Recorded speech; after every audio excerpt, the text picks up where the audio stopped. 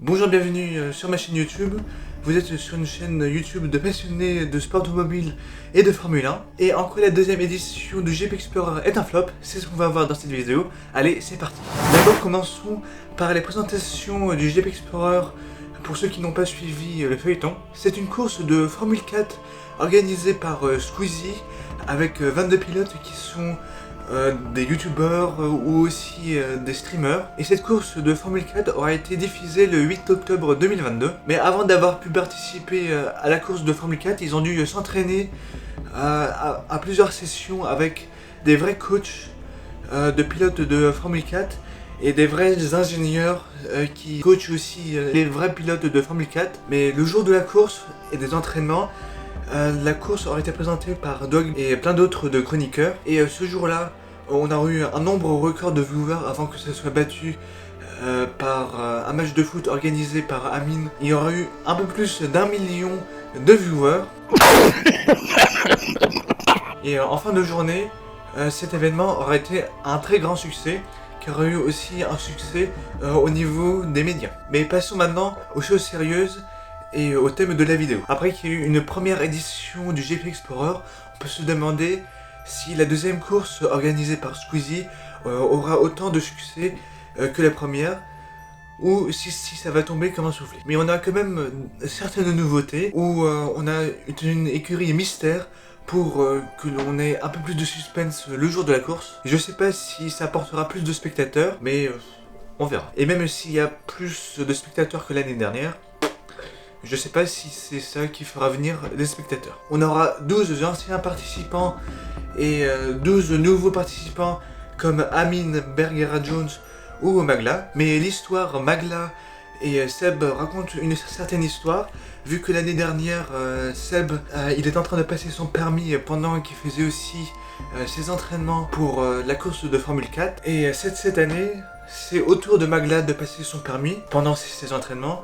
Et du coup, la combine Seb et Magla, ça permet à Seb et Magla d'avoir une sorte de même histoire et d'avoir une meilleure complicité. Et oui, il faut le permis pour conduire la Formule 4 du GP Explorer. Il me semble que c'est l'une des conditions pour que tout le monde puisse y participer. Et on a aussi une autre histoire qui est entre Despiello de la chaîne Despiello, Sylvain de la chaîne Villebrequin et Étienne Moustache qui participe à la chaîne YouTube d'Amixem pour se battre à la première position. Et il y aura peut-être le Bouzeux qui se mêlera, vu que l'année dernière il avait fini 4ème et qu'il a aussi un très bon niveau. Mais je pense que ça sera d'un côté un flop, parce que il y aura beaucoup de personnes qui se diront que ça sera une même histoire où Sylvain ou Despiello ou Étienne auront la première place, ou auront les mêmes positions sur le podium. Mais je pense pas que ça sera un flop, et je vais prendre le Z-Event de 2022 comme exemple, car tout le monde penserait que ça sera un flop parce qu'ils n'atteigneraient pas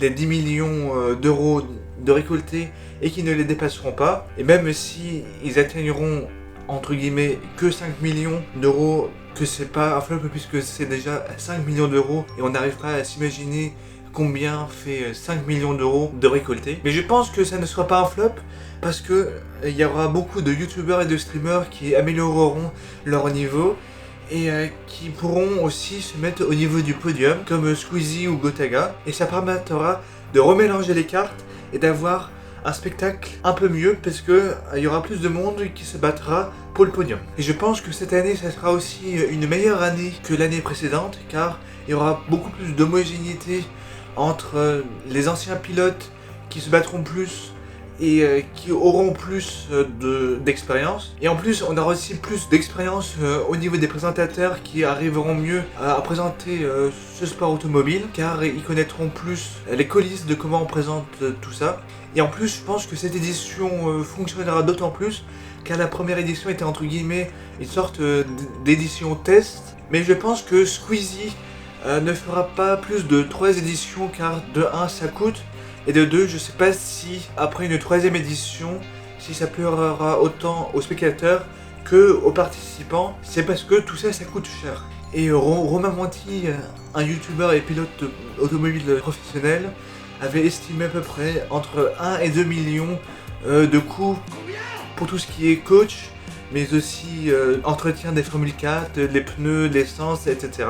Et la location aussi du circuit. Mais vu que cette année, ils vont sur différents circuits et qu'ils ont plus de déplacements que l'année dernière, bah, je sais pas si ça coûte encore plus cher, vu qu'ils ont ouvert plus de places. Ils ont ouvert de 40 000 places à 60 000 places, et en plus des ventes de t-shirts et de goodies, bah, ça permettra de faire plus rentrer d'argent. Donc je sais pas si ça coûte plus cher ou s'ils veulent vraiment faire un bénéfice sur cet événement, puisqu'il y a beaucoup de personnes qui travaillent derrière. Et je sais pas si Squeezie sera prêt de payer plusieurs événements comme ça, et s'il veut juste se faire plaisir 2-3 fois à créer un événement comme ça. Et après, comme dit tout à l'heure, il faut que les spectateurs soient prêts aussi à vouloir regarder la course. Merci d'avoir suivi la vidéo jusqu'ici. N'hésitez pas, pour soutenir la chaîne, de partager la vidéo et de vous abonner. Et si vous avez un avis, n'hésitez pas de le mettre en commentaire, ça permettra d'ouvrir la discussion. Si vous voulez plus de vidéos, n'hésitez pas à vous abonner,